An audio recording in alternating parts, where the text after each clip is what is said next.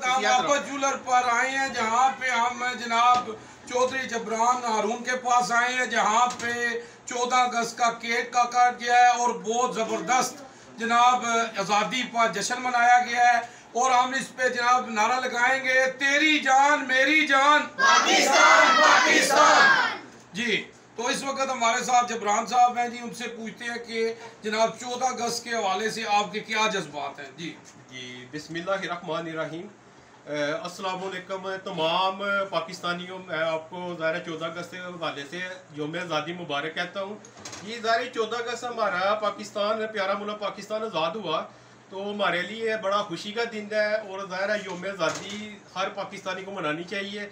आज़ादी दुनिया की बड़ी बड़ी नेमत है। ये हमारे बड़ों की कुर्बानी, ज़ाहिर है उनकी बहुत बड़ी कुर्बानी की वजह से हमारा पाकिस्तान मुल्क जो है ना ये आज़ाद वजूद में आया।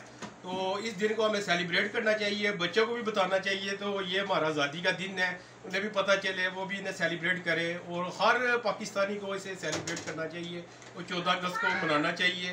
तो ज़ाहिर है पूरी दुनिया में ये मैसेज है कि हम आज़ाद कौम है और पाकिस्तान हमारा मुल्क जो आज़ाद है, वो हमारे जो पाकिस्तानी कौम है ये बड़ा जोश और जज्बा रखते हैं अपने मुल्क के लिए।